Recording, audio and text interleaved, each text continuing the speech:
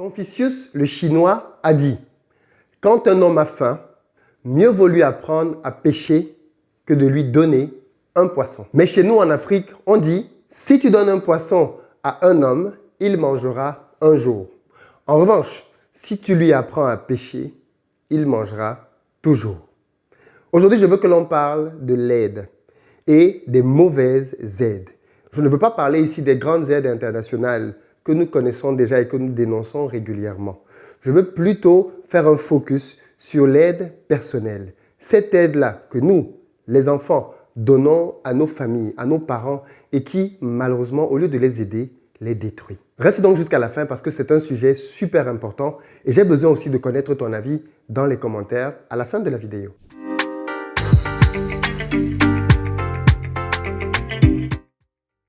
Salut à toi et bienvenue sur ma chaîne, moi c'est Philippe Simo et si je te parle d'entrepreneuriat et d'investissement parce que je suis absolument convaincu que ce sont les deux piliers sur lesquels la communauté noire doit s'appuyer si elle veut émerger. Donc si toi aussi tu veux faire partie de cette belle aventure, je t'invite à faire deux choses. La première, abonne-toi à cette chaîne et active les notifications pour être informé de l'apparition de toutes nos vidéos business comme celle-ci qui t'apportent du très bon contenu pour t'aider à te lancer et à réussir dans tes affaires. Et puis la deuxième, va dans la barre de description, clique sur le lien pour recevoir gratuitement le quiz que j'ai créé intitulé Le Révélateur.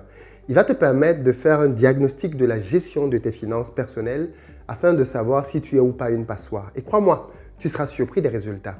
Enfin, ceux d'entre vous qui veulent se former pour lancer des business, créer des machines à cash, rendez-vous sur notre site investiraupays.com sur lequel vous trouverez des formations prêtes à l'emploi pour vous donner de passer à un autre niveau. Alors aujourd'hui, je veux parler avec vous d'un problème super important, l'aide. Enfin, tu vois, je parle de problème et je parle d'aide, alors qu'en réalité, l'aide est supposée être quelque chose de positif, n'est-ce pas? Mais il se trouve que l'aide fait partie de ces choses-là qui, quand elles sont mal utilisées, peuvent devenir nocives et même un poison. La réalité, c'est que quand on a grandi, d'accord, en Afrique, nous, on a une culture dans laquelle le mot solidarité est vraiment fort, d'accord? On a d'ailleurs même une expression qui parle de la solidarité africaine. Et les gens aiment bien souvent dire, malgré le niveau de pauvreté, entre guillemets, qu'il y a en Afrique, c'est la solidarité qui fait que les gens ne meurent pas de faim. Parce que même des gens qui ne travaillent pas depuis 2, 3, 4, 5 ans ont quand même toujours un oncle, une tante, un cousin qui est prêt à les dépanner quand les choses sont très, très, très difficiles pour elles. C'est une réalité, nous avons cela en nous. Il se trouve que quand tu grandis donc dans une famille africaine classique, qui est donc une famille dans laquelle généralement, financièrement, les choses ne vont pas très bien, eh bien, il y a comme un espoir familial au cours de tous les enfants qui vont émerger demain dans la famille.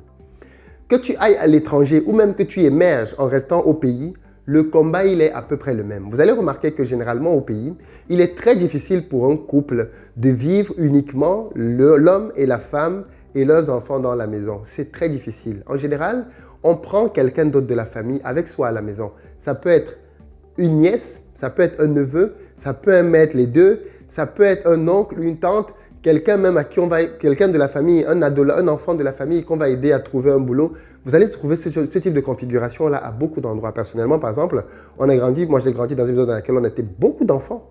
Alors qu'on vivait dans un tout petit appartement, un T3, une chambre pour les parents, une chambre pour le reste de la famille, mais on était nombreux dans la deuxième chambre. Et clairement, ça ne nous a vraiment jamais posé de problème de grandir avec des cousins, des cousines, de faire des lits en étage, ainsi de suite. On a grandi ainsi.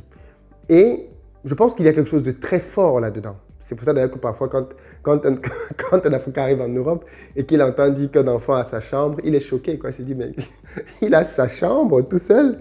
C'est quoi ce mystère? Parce que généralement, nous dormons à plusieurs dans les chambres. Et en réalité, ça ne pose pas de problème. On a grandi comme ça, on est bien comme ça, quoi. D'ailleurs, vous allez voir que beaucoup de parents africains, justement, même quand il y a de la place à la maison, font dormir les enfants dans la même chambre. Parce qu'ils ont vécu ça et ils savent quels avantages ça a. Je ne suis pas en train de dire que donner une chambre à un enfant est fondamentalement mauvais. Je vous explique juste pourquoi est-ce que beaucoup de parents africains mettent des enfants dans des chambres ensemble. En tout cas, c'est ce que nous faisons, par exemple.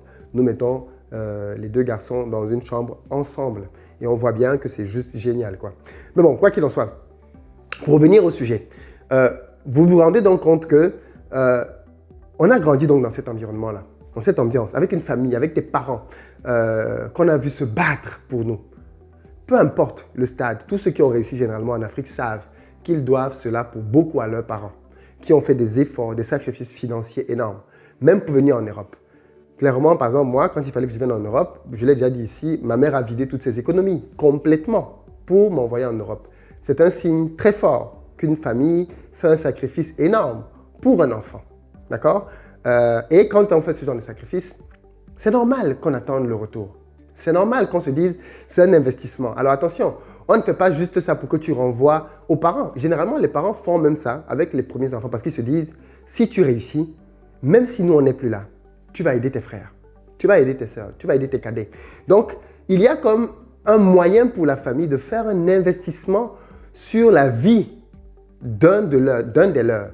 Ceux qui ont un peu plus de moyens peuvent en envoyer 2, mais toujours avec l'idée de dire que je te permets d'avoir les meilleures études possibles et donc derrière, une meilleure carrière pour aider, pour soutenir les tiens derrière. Mais vous savez que, comme je disais, même ceux qui sont au pays ont le même type de contraintes. Quand tu commences à réussir un peu au pays, tu as toujours un membre de la famille qui vient te voir, tu as toujours un oncle, une tante qui vient te voir au bureau, qui fait même le sitting parce qu'il veut que tu lui donnes un billet, et ainsi de suite. Ce sont nos réalités, d'accord? Ce sont nos réalités.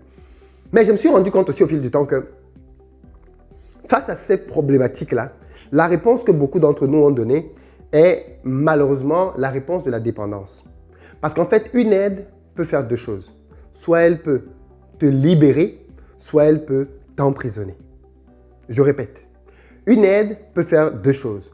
Soit elle peut te libérer et te rendre indépendant, soit elle peut t'emprisonner et te rendre dépendant. 2 choix possibles. Et malheureusement, beaucoup d'entre nous, dans notre manière de procéder, nous rendons les gens que nous voulons aider dépendants.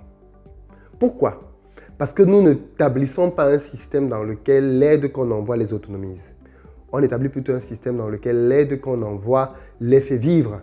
C'est-à-dire en fait qu'on est un peu dans le cadre des proverbes que j'ai cités en début de vidéo, comme des personnes qui donnent des poissons plutôt que d'apprendre à pêcher.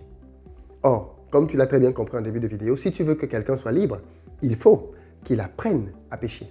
Il faut que tu le mettes dans la position de quelqu'un qui va savoir comment on fait pour gagner de l'argent et non plus être quelqu'un qui va constamment tendre la main. Parce que c'est ça le drame. Au début, on est content. Ça flatte notre ego de savoir que c'est nous qui renvoyons l'ascenseur. C'est nous qui finançons la famille. C'est nous qui finançons les études. Au début. Mais au fil du temps, quand toi-même ta vie en Europe commence à démarrer, quand toi-même tu commences à te marier, tu commences à avoir des enfants, tu te rends compte que la somme que j'envoie assez souvent là, ça commence quand même à causer un manque. Ça commence à créer un trou. Ça commence à être quelque chose qui me handicape, clairement. Et moi, c'est clairement un constat que j'avais fait. Parce qu'il y a des périodes où, malgré le fait que j'épargnais beaucoup, je me retrouvais parfois à envoyer 600 €, 1000 €, même 1500 € pendant 2-3 mois de temps en temps pour pouvoir régler des problématiques ponctuelles. Et je me suis rendu compte que ce modèle-là, il n'est pas viable sur le long terme. Je ne peux pas constamment être en train de prendre une partie de mon salaire, une partie de mon épargne pour aider ma famille. Je ne pourrais pas le faire sur du long terme. Et surtout, ce faisant, je ne les aide pas. Parce que je suis en train de les assujettir à moi. Et ça veut dire que demain, cette aide-là peut devenir pour moi un moyen de chantage et de pression sur ma famille. Et d'ailleurs, si tu es honnête, tu reconnaîtras que beaucoup de personnes, parce que c'est eux qui financent, parce que ce sont ces personnes-là qui aident la famille au pays, se sont arrogés des super pouvoirs. Je connais beaucoup de personnes, malheureusement, parce que c'est honteux pour vous de faire ça, si vous êtes concerné, parce que c'est eux qui financent au pays, ils ont oublié qu'ils avaient des grands frères. Parce que c'est eux qui financent, ils ont oublié qu'ils avaient le droit d'aînesse, qui est très important dans notre culture. Parce que c'est elles qui financent, elles ont commencé à mal parler même à leur mère, à leur père. Vous voyez que l'argent, comment l'argent monte à la tête des gens. Petit argent que tu envoies là à la fin du mois, tu as cru que maintenant tu étais devenu la personne devant laquelle tout le monde devait se mettre à genoux. Et moi, je connais des gens comme ça. Dans des familles, la personne qui dicte toutes les lois de la famille, c'est l'oncle ou c'est la tante. Tu vois le truc? Il y a une tante là qui fixe les règles à tout le monde. Il y a un oncle là, c'est lui qui dit à tout le monde ce qu'il doit faire, ce qu'il faut faire. Pourquoi? Parce qu'il a un peu d'argent. Si vous vous rappelez, j'avais parlé ici d'ailleurs dans cette vidéo d'un problème que j'avais eu dans mon champ avec le voisin quand il fallait que l'on fasse de la pisciculture. Si vous vous rappelez bien, je vous avais dit que le leader de la famille, qui était plutôt quelqu'un qui était assez aisé financièrement, n'était pas l'aîné de la famille. Et pourtant, quand il a fallu se prononcer pour trancher en termes d'arbitrage, où est-ce qu'on devait mettre le terrain ou pas, l'aîné de la famille est venu pour discuter. Mais je me suis rendu compte, on m'a rapporté qu'il n'a rien dit. Et vous voyez bien comment ça marche. Quand quelqu'un n'a pas d'argent aujourd'hui, malheureusement, il est banalisé dans notre société, et même dans la famille. Donc, moi, ce que je prône, c'est ceci. Plutôt que d'envoyer de l'argent à ta famille tous les mois, pour que tu deviennes un dieu dans leur tête et dans leur esprit, ce qui est mauvais, trouve le moyen de les rendre autonomes. Trouve le moyen de créer pour eux une activité génératrice de revenus. Trouve le moyen d'investir chez un cousin, chez 2-3 personnes dans ta famille pour qu'ils apprennent à gérer un business et fais un investissement un peu plus grand. Plutôt que d'envoyer 300, 400 euros, investis 3 000, 4 000, 5 000 euros même et donne-leur une machine à cash. Accompagne-les pour qu'au début, tu sois la personne qui les aide à gérer. Si toi-même tu sais gérer, parce que si tu ne sais pas gérer, ça va être compliqué, mais aide-les plutôt à avoir un système qui leur donne de l'argent. Si on ne fait pas ça pour nos familles, alors en quoi est-ce que vous pensez qu'on est mieux que l'aide internationale? Cette aide internationale-là qui aide les pays en Afrique depuis plus de 60 ans et ces pays-là sont plus pauvres maintenant qu'ils ne l'étaient il y a 60 ans. Vous ne voyez pas que l'aide, quand vous maintenez les gens dedans, à la longue, vous les appauvrissez plus que tout? Les chiffres le démontrent.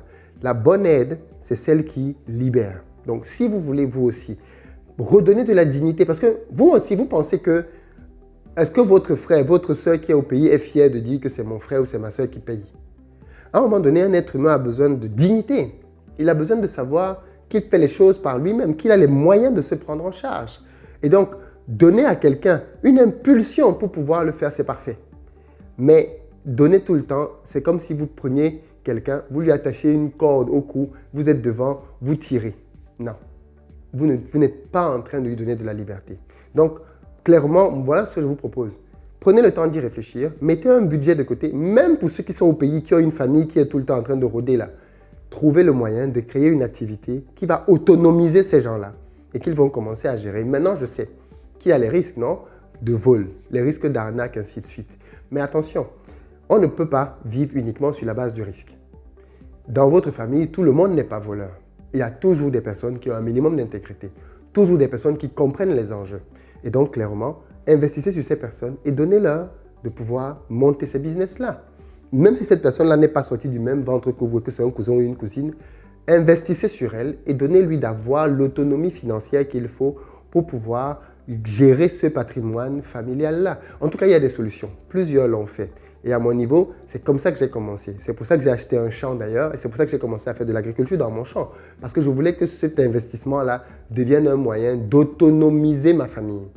Pour qu'il n'ait plus à me solliciter pour un besoin à gauche, un besoin à droite. Et j'ai pu le faire. Et aujourd'hui, bien évidemment, je forme aussi des gens à le faire. Donc, si toi, à ton niveau, cette idée-là t'intéresse, d'accord? Si cette idée t'intéresse, tu te dis, ouais, je pense qu'il faut que je fasse ça. Tu ne sais peut-être pas quoi faire. Je pense que l'élevage de poulet est un très bon business pour le faire. L'élevage de poulet, c'est quelque chose pour lequel, quand tu sais le faire, tu n'as pas besoin de mettre une grosse mise de départ, 2 000, 2 500 euros en fonction des pays, maximum 3 000, et tu lances ton élevage de poulet. Mais si tu le fais sérieusement, le niveau de rentabilité que tu peux avoir dedans est affolant. Moi, j'ai des élèves qui ont 30% de rentabilité. 30% de rentabilité en 45 jours. Tu connais beaucoup de business qui te donnent 30% de rentabilité en 45 jours? Non. Tu en connais même qui te donnent 5%? Non. L'élevage de poulet peut te donner ce type de rentabilité-là quand tu sais comment travailler. Donc, clairement, considère ce genre de solution-là. Mais il n'y a pas que l'élevage de poulet. Il y a de la pisciculture aussi qui peut te donner des résultats intéressants sans avoir besoin de te ruiner au moment de la mise en œuvre de ton projet piscicole. Mais il n'y a pas que la pisciculture, tu as comme ça plusieurs autres types de business que tu peux apprendre et qui, en les apprenant, vont te permettre d'autonomiser des gens. Toi-même, tu peux apprendre et tu formes ta famille derrière. Ou alors, tu peux prendre la formation pour quelqu'un de ta famille. Donc, clairement, ne laisse pas la vie se faire et rester dans ce système de dépendance-là. Quand est-ce que tu vas arrêter de donner? Peut-être qu'aujourd'hui, tu donnes pour tes parents qui sont assez âgés. Ça, je peux le comprendre. Mais même là, l'idéal serait que tu trouves quelqu'un de ta famille qui va pouvoir gérer un business et c'est ce business qui va permettre que l'on prenne soin de tes parents. Et toi, de ton côté, tu seras beaucoup plus libre financièrement de te consacrer à d'autres choses, à d'autres business. Est-ce que tu vois un peu l'idée? Est-ce que tu comprends un peu là où je veux te mener? En tout cas, je l'espère, je te le souhaite. Si tu comprends et que tu appliques ceci, tu vas avoir des résultats fulgurants. Ceux qui sont intéressés, par exemple, par la formation sur l'élevage de poulets avec 2 000 euros, J'ai créé une formation dedans, comme je disais, et qui a réellement beaucoup de succès. J'ai beaucoup d'élèves aujourd'hui qui ont commencé à lancer leur business au Sénégal, au Mali, en Côte d'Ivoire, au Cameroun et dans d'autres pays et qui ont des résultats. D'ailleurs, j'ai fait plusieurs vidéos ici pour montrer certains de leurs résultats. Donc, si toi aussi à ton niveau, tu veux autonomiser ta famille en passant par ce type de solution, par exemple, dans la barre de description, je te mets un lien avec la vidéo de présentation de la formation pour te permettre de la saisir. Et puis sinon, tu peux aller sur notre site investiraupays.com pour regarder la formation sur l'élevage de poulets et la réserver. Mais tu comprends un peu le principe. Il faut maintenant que tu deviennes quelqu'un de stratégique. On ne fait plus les choses simplement pour les faire. On les fait parce qu'on a une visée, on a une portée, on a une vision, c'est là où on veut aller. Et clairement, une fois que tu entres dans cette dimension-là, tu deviens quelqu'un qui pourra réellement aider les gens. Parce que malheureusement, parfois, on critique les Blancs, on critique l'Occident, on critique X, Y, Z. Mais à notre niveau, quand on regarde comment on procède, parfois, on fait même pire. Pour certains, c'est par ignorance. Pour d'autres, c'est volontaire. Pour ceux pour qui c'est par ignorance, il y a encore la possibilité, bien évidemment, de corriger le tir. Dis-moi dans les commentaires ce que tu en penses. Comment est-ce que toi-même tu aides ta famille? Comment est-ce que tu aides tes proches? Est-ce que ce type d'approche que je viens de partager avec toi t'intéresse? Est-ce que c'est quelque chose que tu te vois implémenter? On en parle dans les commentaires. Et puis partage la vidéo bien évidemment à tous ceux et toutes celles qui ont de la famille, qu'ils veulent aider et bien évidemment qui ont besoin d'entendre aussi ce type de message-là. Devenons des personnes qui apprenons aux autres à pêcher et non plus des personnes qui leur donnons un poisson. Parce que comme le dit le proverbe africain, je terminerai avec lui, si vous donnez du poisson à manger à quelqu'un, alors il mangera un jour. Si vous l'aidez à apprendre à pêcher, alors il mangera toujours. À très bientôt.